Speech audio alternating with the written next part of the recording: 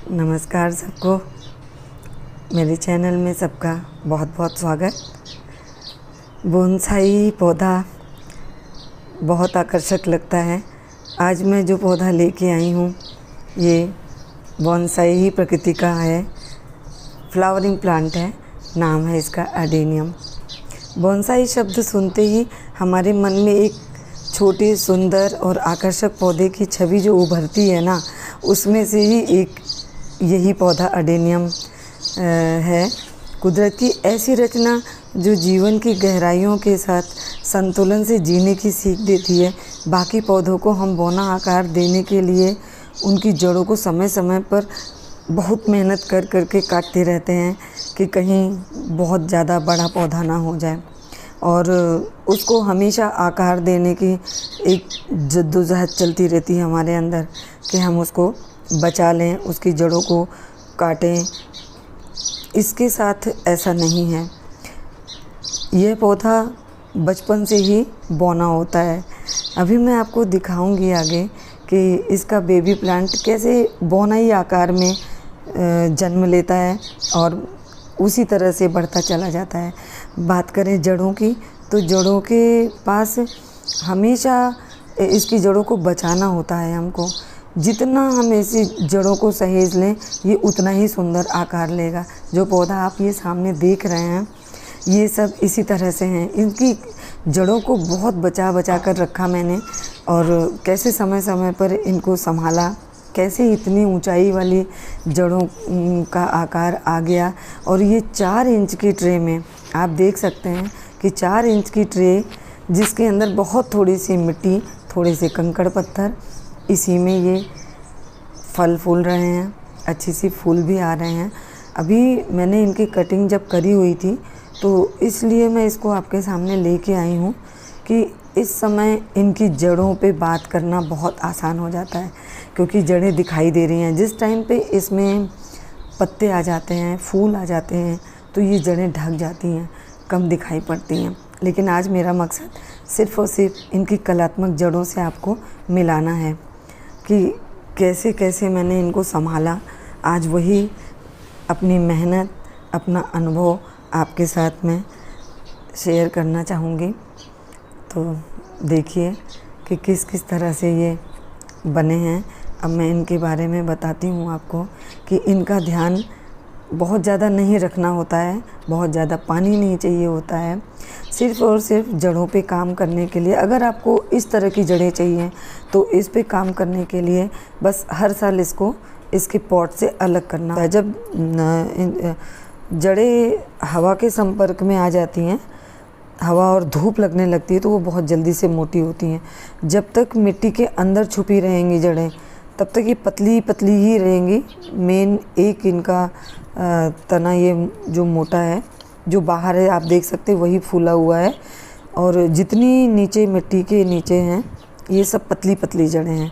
तो मैं यही करती हूँ कि जिस समय भी इसको इस पॉट से निकाल के मैं थोड़ा बड़ा पॉट दूँ, या इसी में थोड़ा उठाना है मुझे, मैं इस इतने, ये लगभग 8 इंच वाला पॉट है, तो इसको अभी मैं कई सालों तक इसी में रखूँगी। बस इसको मिट्टी से निकाल करके, मिट्टी पूरी पलट के, इसकी हेल्दी मिट्टी वापस बना करके बस जड़ों को ही उठाती रहूँगी। तो मैं आपको यही दिखाना चाहती हूँ कि मैं कैसे अपने एडेनियम को इतने इतने सालों से एक एक छोटी छोटी ट्रे में, अभी ये थोड़ा बड़ा है गमला 8 इंच का, क्योंकि अभी मुझे जड़ों पे काम करना है। जब तक जड़ें मोटी खूब नहीं हो जाती, तब तक मैं इसको छोटी ट्रे में नहीं रखूँगी। बाद में तो मैं इनको 4 इंच ऊंचाई वाली ही ट्रे में रखूँगी, क्योंकि इनकी खूबसूरती उसी में दिखती है। अभी आप देख लें कि कैसे हमने ये एडेनियम को मिट्टी से निकाल लिया है। अब जितनी जड़ें मिट्टी में गई हैं, उतनी जड़ों को मैं धीरे धीरे करके ऊपर रखूँगी। ये मेरा गार्डन टूल ही बन गया पूरा। और इस तरह से सलाई, ऊन वाली सलाई थोड़ी नुकीली होती है, तो इससे मैं आपको ये दिखा पा रही हूँ कि ये देखिए किस तरह से मिट्टी में जड़ें छुपी हुई हैं। मैं चाहती तो इसको धो भी देती और ये साफ़ हो जाती, लेकिन मुझे धोना नहीं है इनको, इनको मिट्टी थोड़ी थोड़ी लगी रहने देना है, क्योंकि जब मैं इसको फिर से पॉट में रखूँगी और सारी जड़ें ऊपर उठा के रखूँगी तो मिट्टी लगी रहेगी, तो ये पौधा जल्दी से सदमे में नहीं आएगा। मिट्टी लगी रहेगी, अपना थोड़ी थोड़ी भोजन मिलती रहेगी और धीरे धीरे पानी डालते डालते, कभी बारिश हो गई, कभी मैंने ऊपर से पानी डाला, तो ये मिट्टी धुल जाएगी। धुलते धुलते थोड़ी मिट्टी लगी भी रहेगी तो जड़ें सेहत पाती रहेंगी और धूप और हवा के संपर्क में आकर के ये फूल के फिर मोटी मोटी हो जाएंगे। और जितना ही इनको धूप में आप रखेंगे उतनी ही जल्दी जल्दी ये जड़ें मोटी होती हुई आप देखेंगे। और ये देखिए, इस तरह से मैंने ये अपना पौधा निकाल लिया। जड़ें जितनी उलझी हुई आप देख रहे हैं, इनको कहीं कुछ नहीं काटना है, क्योंकि और जब दूसरे बोनसाई हम बनाते हैं तो इन जड़ों को हम बिल्कुल साफ़ कर देते हैं, थोड़ी सी रखते हैं। यहाँ पे यही मैं आपको दिखाना चाहती हूँ कि जितनी उलझी हुई जड़ें दिख रही हैं उतना ही सुंदर आकृति बाद में ये बन के तैयार होगी। आप देख सकते हैं कि देखिए कैसे पतली पतली जड़ें एक दूसरे में ऐसे उलझी हैं, ऐसा लग रहा है कि क्या बनेगा ये। लेकिन जिस समय ये बड़ा होकर के मोटी हो जाएंगी, तो जब आप मेरा जो पीछे पौधा देख चुके हैं, ये वही जड़ें हैं, एक दूसरे से ऐसे लिपट के किसी न किसी ऐसे कभी कभी कोई मानव आकृति, कभी कोई आकृति ऐसी अपने आप तैयार हो जाती है। बस इतनी ही मेहनत करनी पड़ती है, वो भी साल भर में एक बार। और साल भर में एक बार नहीं भी कर पाते हैं तो इतना कोई परेशान होने की ज़रूरत भी नहीं है। जब आपके पास टाइम मिले, जड़ें पड़ी रहेंगी अंदर, और जब आपके पास टाइम मिले तो आप इसको वापस से कर लें। मेरे एक हाथ से कैमरा हिल जाता है, मैं एक हाथ से वीडियो बना रही हूँ, तो इस पर आप मत ध्यान दीजिएगा। अब आप यहाँ देखें, कभी कभी हिल जाता है हाथ मेरा। तो ये इस तरह से मैंने अपने सारे ये जो 3-4 पौधे मुझे रिपोर्ट करने थे तो मैंने निकाल लिया। अभी वही मिट्टी, क्योंकि ताकत इसके निकल चुकी है, तो ये थोड़ी सी वर्मी कंपोस्ट और थोड़ी सी नीम की खली मैं अंदाज से ही मिलाती हूँ। इतना कोई मेज़रमेंट इतना इम्पोर्टेंट नहीं लगता मुझे, क्योंकि जब आप बहुत दिनों तक काम कर रहे होते हैं तो इतना अंदाज़ा लगने लग जाता है। और कभी इतना डर के पौधा लगाना भी नहीं चाहिए कि 1 चम्मच ये डाला है तो आधा 1 चम्मच ये डाला है, उतना नहीं डाला तो फिर क्या होगा, कहीं गड़बड़ ना हो जाए। जैसे हम किचन में खाना बनाते हैं ना, कहाँ हम इतना नापते हैं कि हमें आधा चम्मच नमक डालना है तो हमें 100 ग्राम 200 ग्राम दाल लेनी है, हमें 250 ग्राम ही आटा गूँथना है।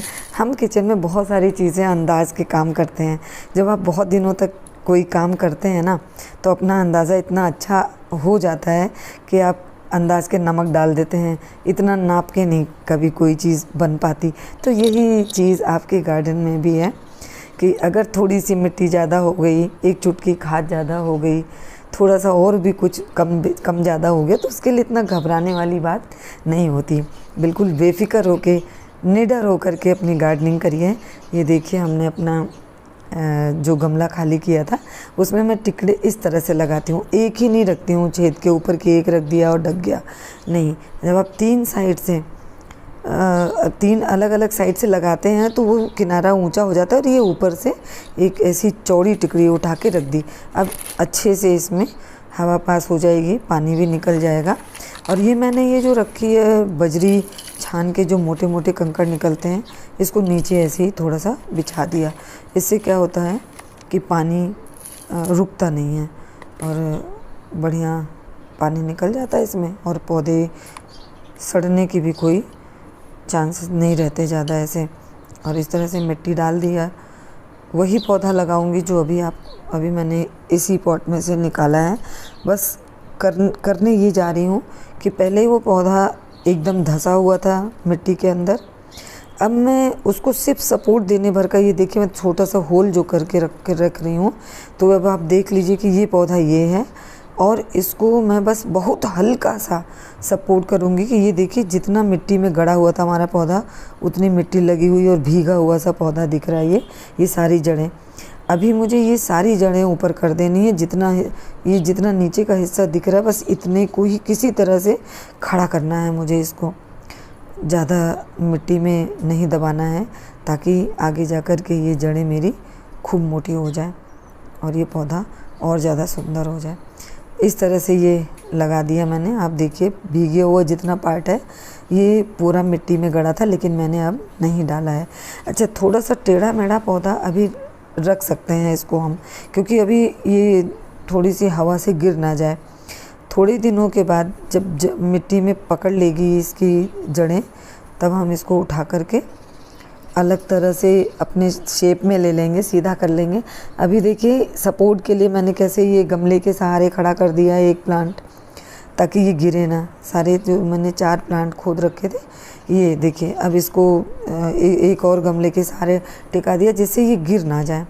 ये गमले से गमले का सहारा दिया। ये सारी उलझी जड़ें जो आप देख रहे हैं ये कुछ दिनों में बहुत सुंदर हो जाएंगी। मैं दिखाऊंगी आप लोगों को कि किस तरह का ये पौधा बना। ये देखिए, ये मेरा पुराना प्लांट है, इसी तरह से मैंने इसको बढ़ाया और आज अपना तरीका मैं आपसे शेयर कर रही हूँ कि अगर काम करना है तो बेहतर तरीके से कर लेना अच्छा लगता है। इसमें तरह तरह की जब कलाकृतियाँ बनती हैं ना, यकीन मानिए इतना मन खुश हो जाता है।